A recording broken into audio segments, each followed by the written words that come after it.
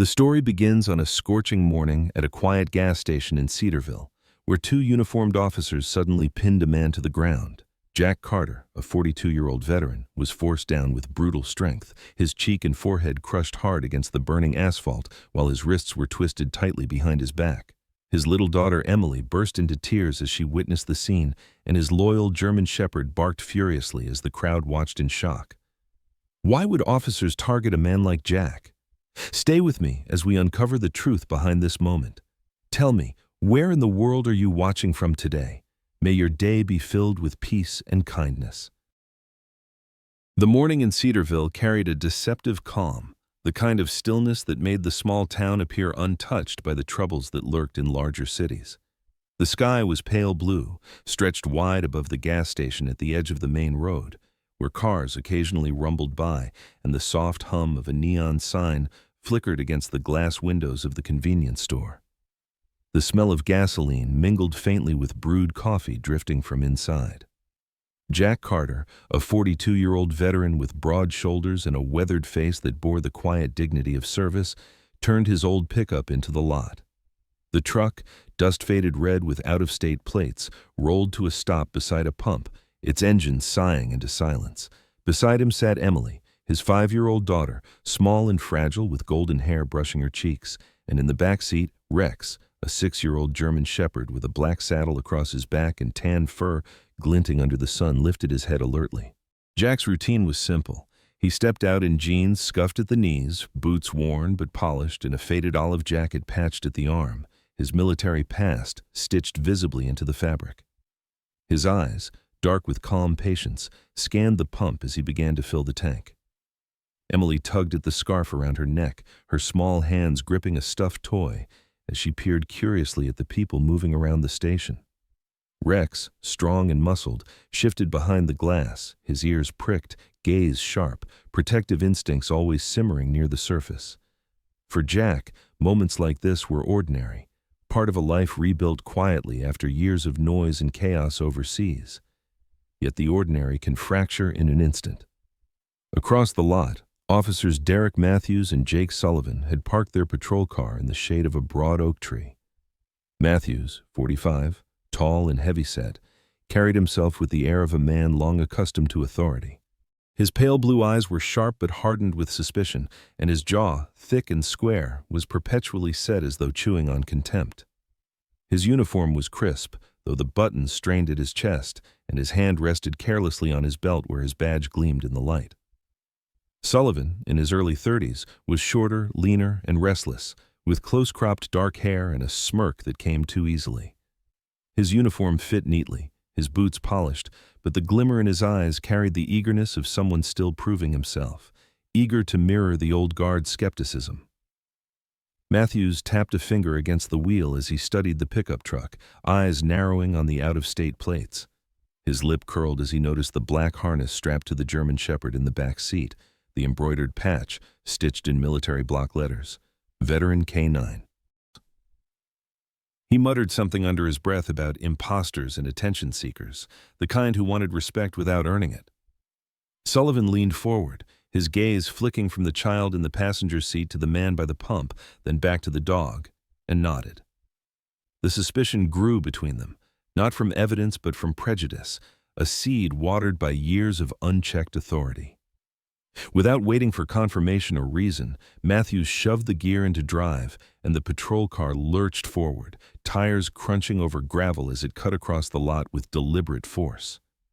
The sudden screech of brakes jolted Emily, who clutched her toy tighter as the black-and-white vehicle blocked the truck's exit. The sound of the door slamming echoed sharp in the morning air, and Matthews strode out, chest puffed, steps heavy, his expression already fixed with condemnation.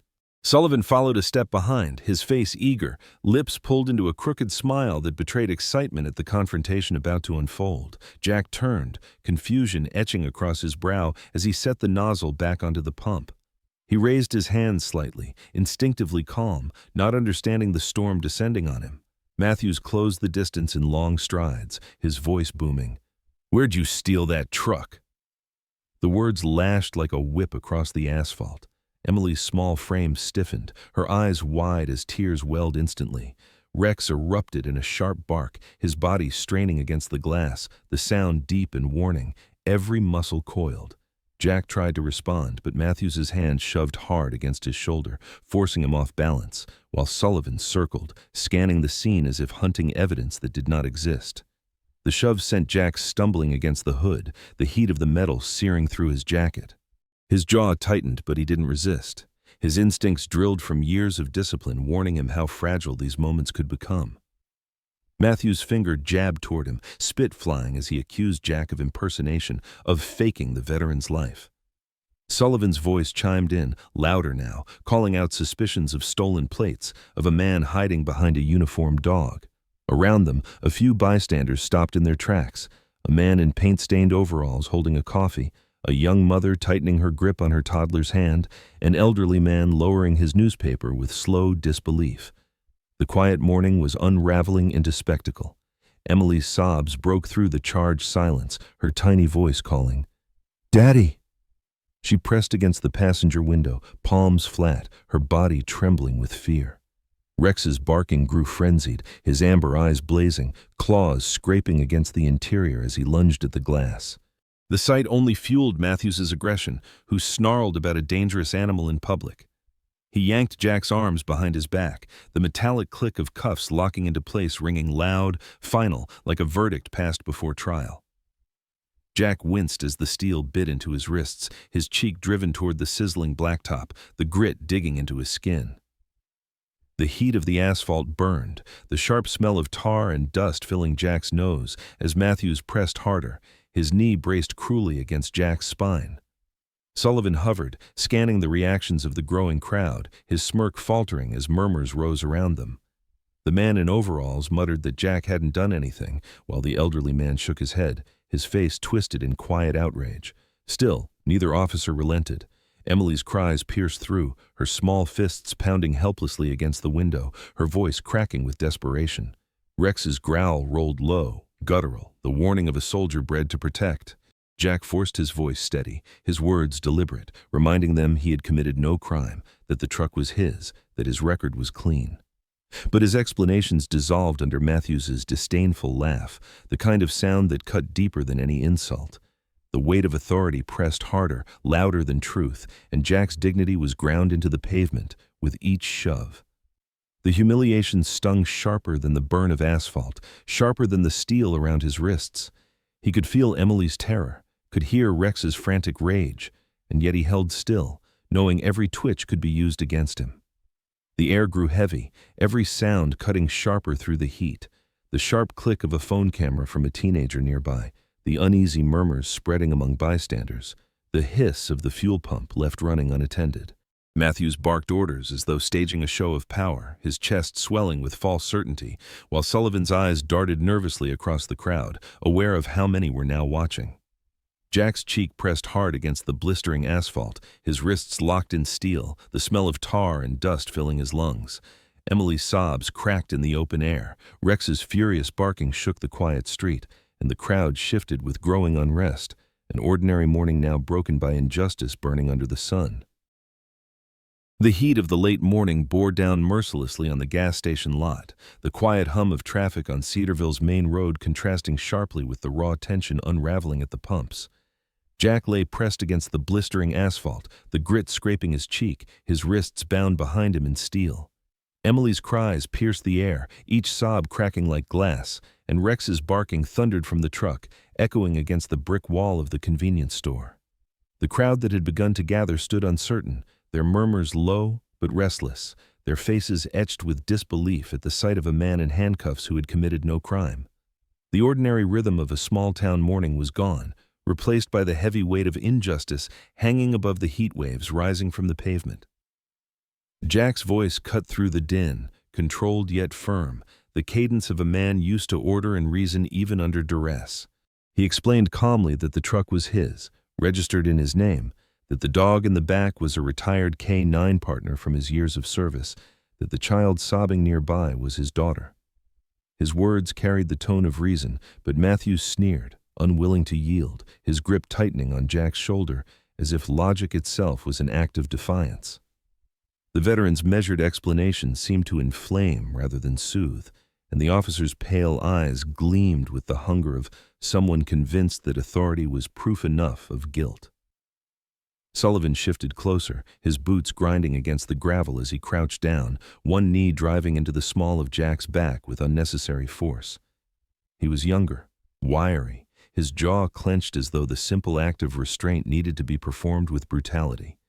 The veteran's body stiffened under the pressure, the breath forced from his lungs, yet he did not resist, knowing too well how every motion could be twisted into a weapon against him.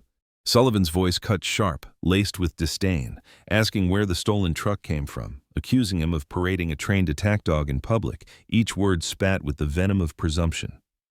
The cruelty hung heavy in the heat, turning discipline into humiliation. Rex, his amber eyes blazing, could no longer contain the storm building in his chest. 6 years of training, loyalty, and instinct surged as he leapt forward, teeth flashing white in the sunlight as he lunged through the open window. The German shepherd's jaws clamped around Sullivan's forearm, the fabric of his sleeve tearing under the force, a bright bead of red welling instantly from the puncture. The dog's muscles tensed, his growl deep and primal, a living shield unwilling to stand idle while his master lay crushed beneath authority. Emily's cries rose into a scream as the scene spiraled, her tiny fists banging on the truck window as she shouted for Rex to stop, her fear tangled with desperate trust. Sullivan staggered back, eyes wide, his lips curling in a howl of pain that rang across the lot. The bite was shallow, the damage no more than a pair of bleeding punctures, yet he clutched his arm as if torn apart. His face twisted with rage and calculation, the two blending into a performance for the crowd, his voice rising in a theatrical shout that echoed off the concrete. He cried out that Jack had commanded the dog to attack, that the veteran had weaponized the animal against law enforcement. The words cut through the murmurs, sharp as an accusation carved in stone, and the gas station erupted in startled gasps. Matthews seized the moment, pressing harder, his knee digging between Jack's shoulders until his breath came ragged, the weight crushing both body and dignity. His voice was a growl of authority, dripping with satisfaction as he barked orders, declaring the scene a hostile threat.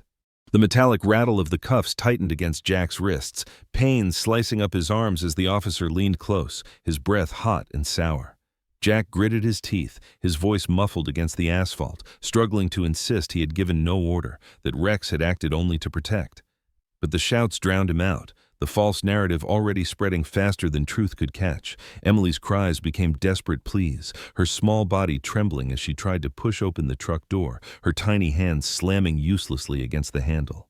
Her face was streaked with tears, blonde hair sticking damply to her cheeks, her eyes wide with terror as she watched her father forced deeper into the ground. The sight of the little girl's panic sent ripples through the crowd.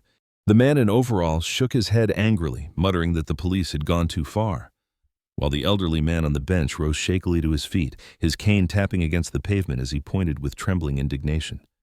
The young mother hurried her children back toward her SUV, shielding their eyes, her expression torn between fear and fury. Sullivan staggered near the patrol car, clutching his arm as though crippled, his blood staining the fabric in thin streams. His performance grew louder, his voice carrying as he shouted again that Jack had ordered the dog to attack, his tone designed to ignite fear among the witnesses. He waved his wounded arm as though displaying evidence, ignoring the reality that dozens of eyes had seen the truth of Rex's instinctive leap.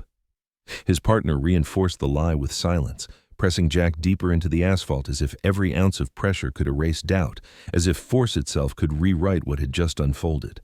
The sound of Rex's barking reverberated against the station walls, raw and untamed, a furious anthem of loyalty that defied their accusations. The crowd could no longer remain passive. Murmurs grew into shouts, voices rising above the oppressive weight of authority. The man in overalls lifted his phone, recording the scene with shaky hands, his face set in grim determination. A teenager stepped forward, her voice cutting through the chaos as she called out that everyone could see the truth, that the dog had acted on its own, that the officers were twisting what happened. The elderly man raised his cane higher, his voice trembling but strong as he declared it shameful, un-American, to accuse a father before his daughter. The tension thickened, every witness a part of a storm ready to break. And in the center of it all, Jack lay bound, his cheek pressed against the asphalt that seared his skin, his daughter's sobs crashing against his ears, his loyal dog standing defiant against a tide of falsehood. Matthews leaned heavier still. Sullivan brandished his wound like a trophy, and the murmurs of the crowd became a chorus of protest. What had begun as suspicion had twisted into accusation, and what had been injustice now teetered on the edge of open outrage. The gas station transformed into a theater where truth fought desperately to be seen. The cries of a child and the sharp barks of a loyal dog still rang across the gas station lot, colliding with the shouts of officers who twisted truth into falsehood, when the sound of a car door shutting broke through the chaos. The crowd turned, drawn by the sleek presence of a black sedan idling a few yards away, sunlight gleaming against polished metal. Out stepped a man whose presence carried weight before he even spoke, a tall African-American in his early 40s, dressed in a tailored navy suit that framed his strong build with authority and precision. His dark skin contrasted against the pale heat shimmering above the asphalt, and his eyes, steady and alert, surveyed the scene with the composure of someone who had lived through storms far greater than this. His shoes struck the ground with measured confidence, and though he was not in uniform, everything about him spoke of leadership. This was David Richardson, recently appointed as the new police chief of Cedarville, a man with 2 decades of experience behind him, and a reputation that had already stirred controversy before he even set foot in the station across the street. Born in rural Alabama to a school principal father and a nurse mother, raised with the unshakable belief that dignity and education were stronger than prejudice, he had built a career that earned him both enemies and admirers. His tailored suit carried no badge upon the chest, but in his pocket rested the official identification issued only days ago, the proof of authority not yet recognized by the men now abusing it. He had come to Cedarville on this morning to prepare for his formal duties, but fate had drawn him into the fire before he crossed his new office's threshold. The gas station fell into a hush as the crowd recognized him, whispers spreading with urgency, eyes widening as if relief itself had taken human form. A young man in overalls lifted his phone higher, recording every detail, while the elderly man with the cane leaned forward with fresh hope lighting his weary face. The young mother clutched her children closer yet stepped out from behind her SUV, her voice trembling as she called for the newcomer to help. In their words, his title preceded him. Chief Richardson, please." Though his uniform was absent, the desperation of witnesses had found its vessel, and their calls rose louder, pressing the man in the suit into the center of the conflict. Richardson's gaze shifted quickly, taking in the sight of Jack forced to the ground, his wrists bound, his face pressed against the scalding pavement.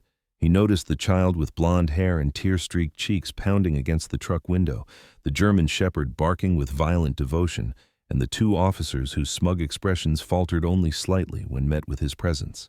Matthew stood rigid, his jaw tight, his hand heavy upon Jack's shoulder, unwilling to admit hesitation, while Sullivan clutched his arm wound, exaggerating its severity, eyes darting nervously toward the crowd now emboldened by Richardson's arrival. Richardson advanced without hurry yet with undeniable authority, each step measured, his polished shoes tapping firmly against the ground, his suit jacket catching in the wind. He reached into his inner pocket and withdrew the small leather holder that bore the emblem of the state and the title that marked him as the highest authority in the department. Raising it high so the crowd and the officers alike could see, he let the sunlight strike against the metal shield clipped inside, its shine carrying more weight than any shouted order. His arm was steady, his face impassive, the very image of calm justice asserting itself against chaos. Matthews froze first, his hand tightening reflexively against Jack's shoulder, but then hesitating as his eyes locked onto the badge. His sneer faltered, his jaw slackening for the briefest instant as recognition struck. Sullivan's expression mirrored panic more than surprise, his fingers loosening from the grip on his wounded arm as the realization swept through him, his earlier bravado draining in the face of authority greater than his own. The crowd erupted in renewed shouts, their cries now filled with vindication, their faith in justice restored by the undeniable proof Richardson held aloft. Richardson's approach cut a line through the tension, and with each step closer the officer's confidence bled away. Matthew's chest no longer swelled with arrogance but constricted with unease, his boots shifting awkwardly against the asphalt, and the strength with which he pinned Jack diminished. The crowd's eyes bore into him, into both of them, reminding them that their every move was being witnessed, recorded, judged not only by phones but by the presence of their new commanding officer. The power dynamic shifted in a heartbeat, the predator now uncertain, the oppressors suddenly small beneath the weight of legitimacy. The leather of Richardson's badge holder caught the light once more as he closed the final distance, his voice unneeded, his authority already declared by the emblem in his hand. Matthew's grip loosened further, his palm slipping away from Jack's shoulder, his fingers trembling with the dawning realization that what had seemed like control had now turned into exposure. Sullivan's arm dropped to his side, his fabricated performance of agony abandoned as fear crept visibly into his features. Their bodies betrayed what their words had not yet confessed, defeat in the face of truth. Jack felt the weight lift from his back, his breath finally filling his lungs as the crushing knee withdrew. The searing heat of the asphalt no longer burned against his cheek, though the sting of humiliation remained. He blinked against the sunlight, lifting his head slightly, catching sight of Emily's wide, tearful eyes through the glass, and of Rex's still bristling form inside the truck. Relief washed briefly through him as he realized that someone had come, not just anyone, but a figure of authority who carried with him the possibility of justice. The crowd surged forward a few steps, no longer fearful but invigorated, their voices rising in support of the man in the suit. The balance of the morning had changed in an instant, the quiet faith in power restored, and the officers who once towered over their victim now stood caught in the glare of accountability. The air shimmered with heat and anticipation, and in that moment, the gas station became a stage where truth finally stepped into the light, embodied in the calm, commanding presence of David Richardson, the man who had arrived not a second too soon. The sweltering air of Cedarville's gas station still shimmered with tension as the new police chief held his badge high, forcing the weight of truth into the open. Matthews and Sullivan stood frozen, their authority unraveling under the steady gaze of David Richardson. The murmurs of the crowd hung suspended, like the charged silence before a storm, every eye fixed on the confrontation, every breath waiting for the next move. Jack, face pressed raw from the asphalt, drew a sharp breath as the pressure on his back finally lifted, the bite of steel against his wrist still stinging. He shifted clumsily, his body weakened from the strain, and staggered to his knees. Richardson moved quickly, his polished shoes clicking against the pavement as he closed the gap. He extended a strong arm and caught Jack beneath the elbow, steadying him with a grip both firm and careful. The moment was quiet yet thunderous in its meaning, the crowd watching as the man in the suit who bore authority reached down, not as a superior, but as a comrade. The weight of his hand lingered on Jack's shoulder, his expression softening, his eyes darkening with recognition not of a stranger, but of someone remembered. He leaned slightly closer, his lips parting as though words might follow, but emotion tightened his throat, and silence spoke louder than any sentence. The crowd's stillness broke like a dam bursting. Gasps gave way to shouts, cries of relief and anger colliding into a wall of sound. Men and women alike called out, their voices rising in disbelief at the sight of a veteran humiliated on the hot pavement. For them, the image was searing. A man who had once risked his life under the nation's flag, reduced to an accused criminal in his own hometown. Richardson's hand did not waver. His grip steadied Jack as though to remind them all that respect was not a gift to be stripped away, but a truth carved in sacrifice. The elderly man with the cane lifted it high above his head, tapping it against the ground like a gavel of judgment, his voice shaking with outrage as he shouted that this was wrong. Emily burst from the truck, her small frame flinging itself into her father's chest. Her sobs shook as she buried her face against his jacket, her tiny fingers clinging with desperate strength. Jack winced as his wrists, still bound, pressed awkwardly around her. Yet he bent low, pressing his cheek to her hair, whispering assurances, though his own breath was heavy with exhaustion. Rex leapt down from the cab, his paws striking the ground with force, his body bristling as he positioned himself between Jack and the officers, amber eyes glaring with unrelenting defiance. His bark rolled like thunder, a living barrier of loyalty that no badge or weapon could command. The scene transformed into something greater than the moment, the symbol of family and loyalty standing against abuse of power. Jack's rugged figure, Emily's fragile embrace, and Rex's protective stance painted an image that seared into the minds of every witness. Phones rose higher to capture the sight, their lenses clicking as history was documented in real time, the truth immortalized against the threat of denial. Applause broke suddenly, scattered at first, then swelling into a wave that collided with boos and jeers hurled at Matthews and Sullivan. What had begun as quiet resistance grew into open defiance, the townspeople united in their outrage. Matthews' face drained of color, sweat beading across his forehead, his confidence slipping with every cheer directed not at him but at the man he had forced into the dirt. His broad frame seemed smaller now, his chest no longer puffed with pride but constricted with the panic of exposure. Sullivan shifted uneasily, his wounded arm now forgotten, his smirk dissolved into nervous fidgeting, as his eyes darted from the crowd to Richardson and back again. They had miscalculated, and now they stood on the wrong side of both authority and public will. Richardson's voice finally cut through the chaos, calm yet edged with steel. He spoke not in booming commands, but in the measured tone of a man accustomed to leadership, his words carrying farther than shouts because they bore truth. He told Matthews and Sullivan to step back, to release the man they had wronged, his badge still visible in his hand. Though his order was simple, the gravity of it left no room for debate, and the crowd leaned forward in anticipation. Matthews's jaw clenched, his pride warring with fear, but his hand slipped reluctantly from Jack's shoulder. Sullivan took a small step backward, his boots scuffing against the pavement, his silence louder than his earlier cries. The stillness that followed was deafening. Jack straightened, though unsteady, his wrists still encircled in steel, his dignity slowly piecing itself back together under the steadying hand of Richardson. Emily clung tighter, Rex growled lower, and the crowd erupted once more in thunderous applause.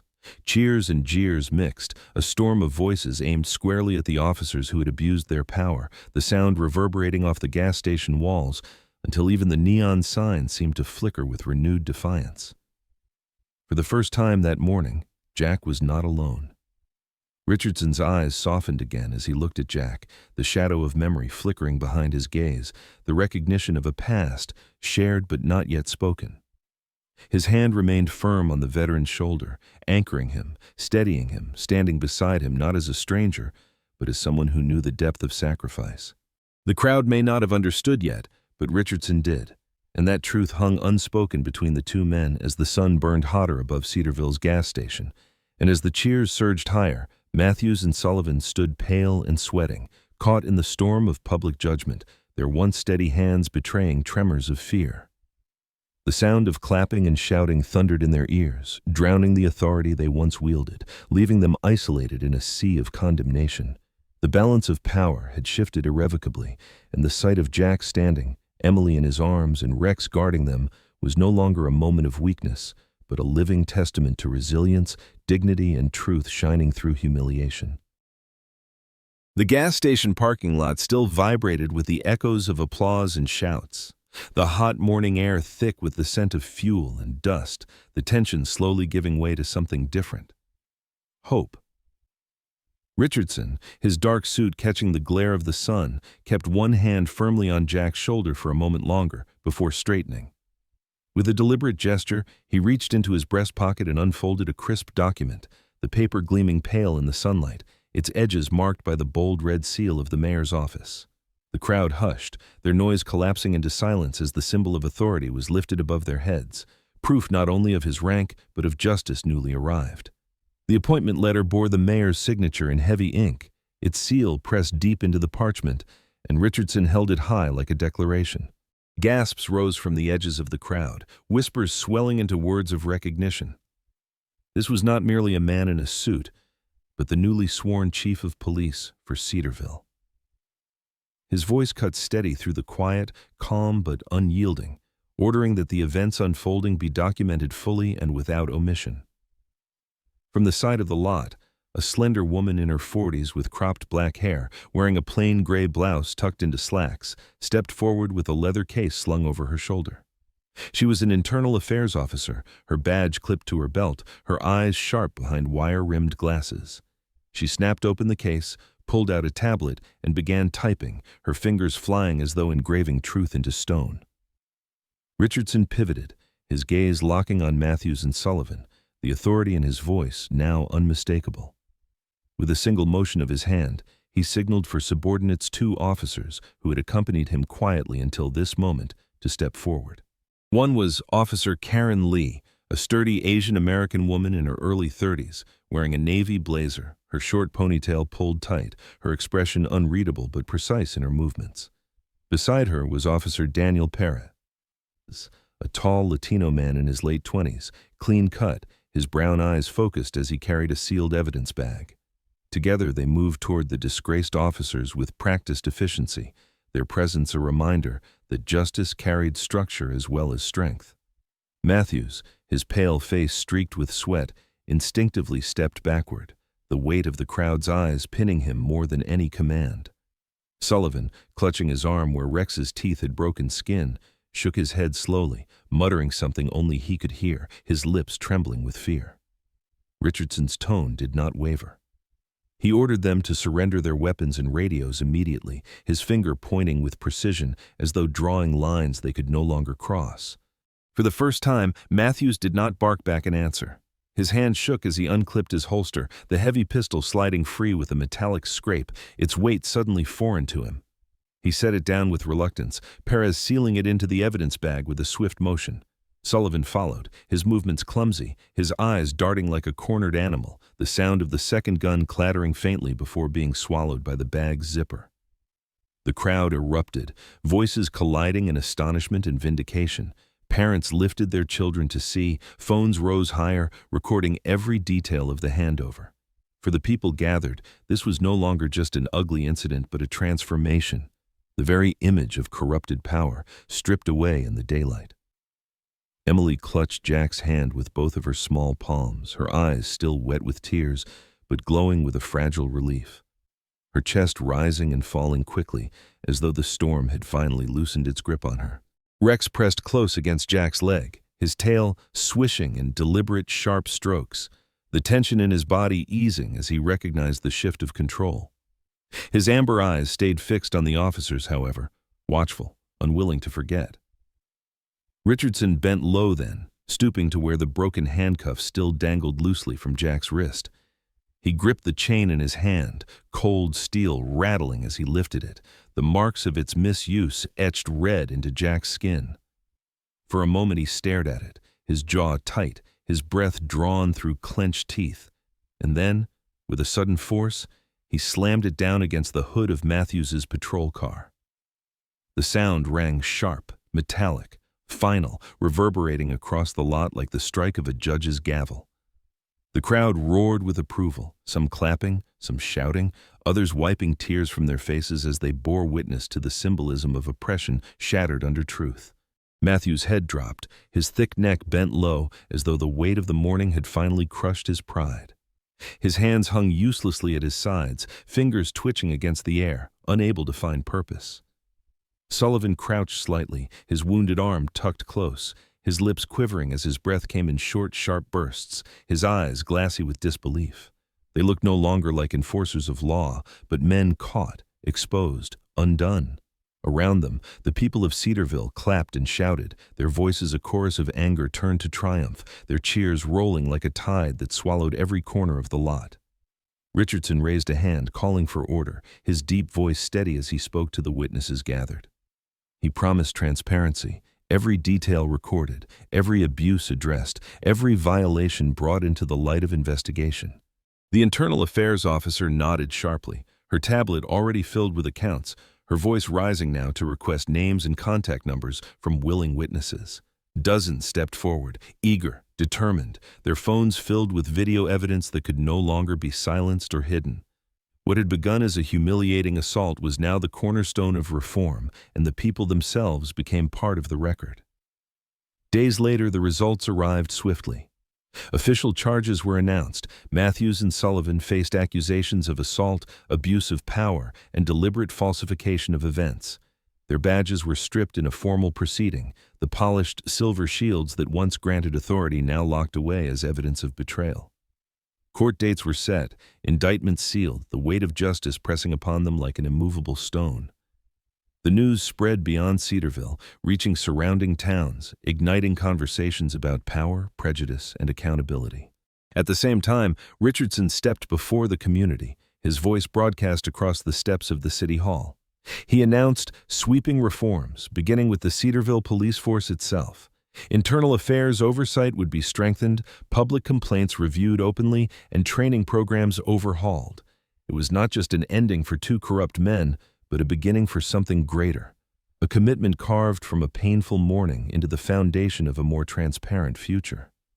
Jack stood nearby with Emily clutching his side, Rex at his heel, watching as the moment that began with humiliation transformed into a milestone of dignity restored.